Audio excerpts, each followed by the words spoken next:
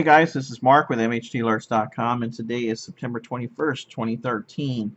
This is your global earthquake update. I'm going to try to do a couple of these at least twice a week now because we've been seeing quite a bit of activity around the Ring of Fire, even into the United States and Puerto Rico and even in Mexico. So it's considered around the Ring of Fire, but nonetheless, we've been seeing a lot of earthquake activity in the past couple of days. In fact, I've got the Earthquake 3D settings set to the past 2 days. Before I go into this, there's a few people that said they had problems with Earthquake 3D. I'll post a link in the description of the video here.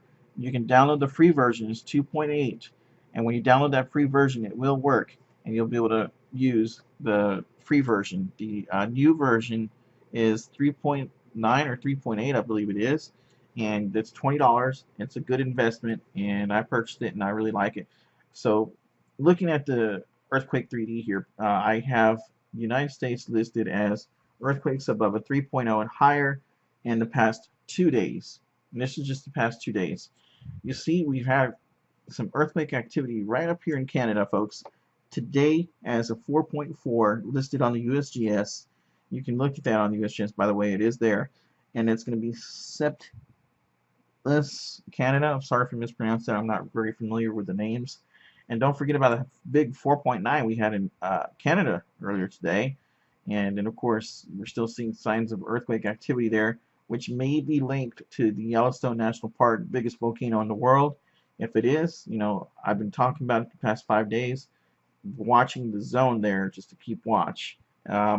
California has been having earthquake activity above a 3.5 and higher, seen 4s and 3.9s occurring in California, and it seems to be a new deal because we haven't seen earthquake activity like that before in California. I've seen 3.9s here on the list in California, and got a couple of 2.9s. I got a 3.7. It's pretty high earthquake activity.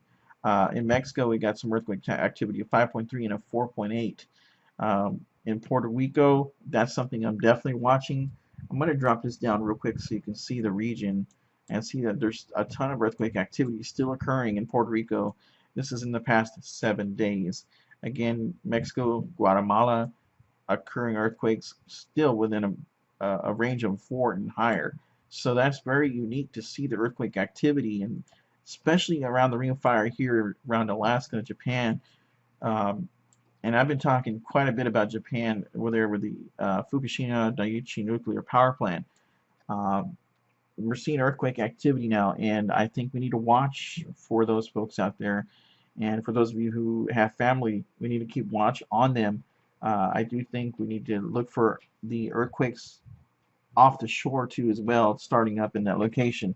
But there's been some movement there, tectonic movement, and even volcanic activity right now. So it seems to be pretty active, as you see here in the past 7 days. Pretty good amount of earthquake activity. And I think we had a 6.2 there too. Yeah, 6.2 in the region. And looking around the Ring of Fire here, there's a lot of earthquake activity continuing to start up. Another 6.2 down here around Indonesia, folks. And this is the hole we were looking at on the prior video. There was a hole of activity where there was no activity, and now all of a sudden we got the 6.2 underwater earthquake. I believe that was an underwater earthquake.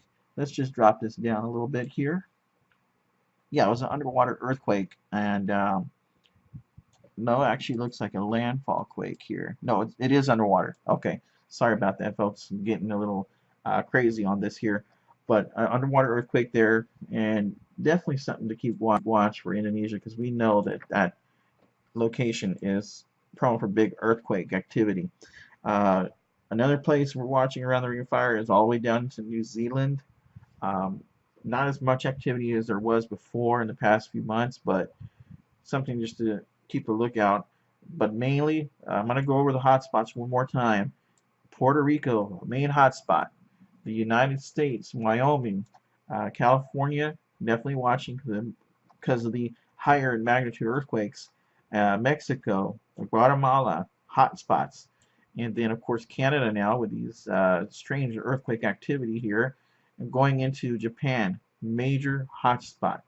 Again, major hotspot for Japan, especially for the Fukushima power plants. And I haven't heard any word as to what might be going on after that storm went through. And I'm very curious if anybody has any information on that, if that storm may have carried any of that radiation rain into it and passed it on over to the United States. If anybody has any info, that would be great. So once again, folks, stay alert. Global earthquake update for today.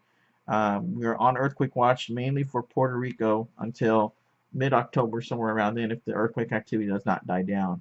Once again, folks, thanks for watching. Stay alert, be cool, and have a nice day.